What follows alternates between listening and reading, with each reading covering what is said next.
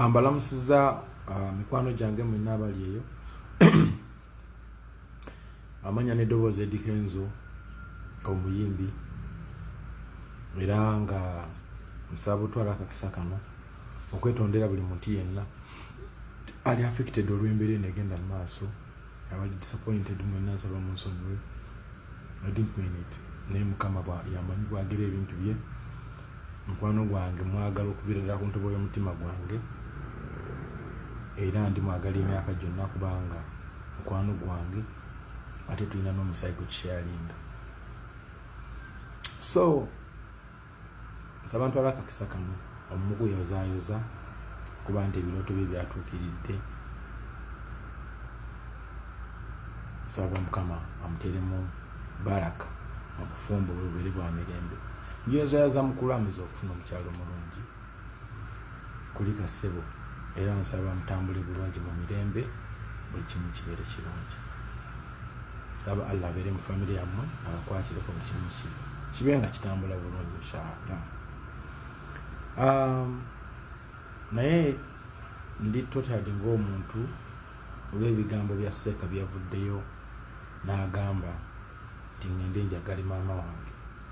I'm so sensitive when it comes to my mother olw'ensonga mbadde monkingibwa abantu ab'enjawulo okuviira ddala lwe natandika okuyimba oba abantu lwe batandika okummanya nga bandabira mu kifaananyi ky'omuntu atalina makulu olw'ensonga nti saasoma saakola biki bande batandika okuvuma tamanyi Luzungu tamanyi kino yasulanga bweru oyo agamba ki atugamba ki n'ebintu byenkozedde eggwanga oba byenkoze mu bulamu bwange ne gye ntuuse ne gye nvudde abantu ne batabibirivingi namu nga baguyita buyisi bagamba oyo alina omukisa olw'okuba sirina background ennungi balabira ddala byenkola ngwira bigwire.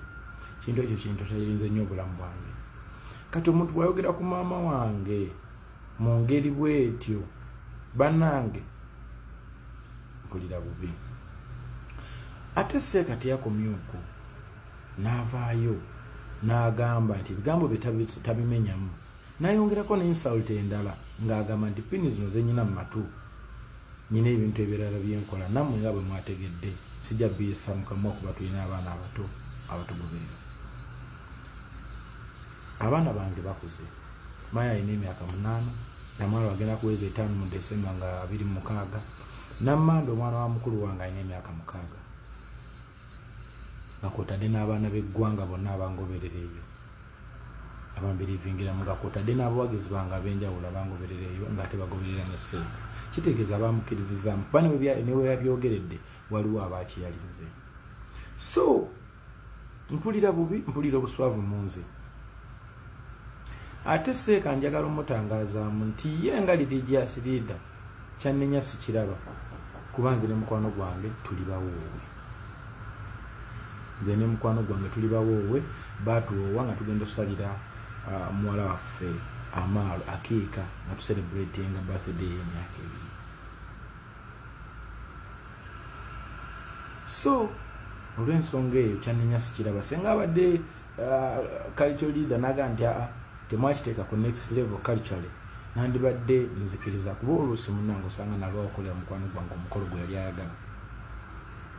Naye ate nga ye Religious Leader kyannenya sikiraba ku lwa Katonda nawoowa tuli bawoowe tubadde bafumbo mu maaso ga Katonda.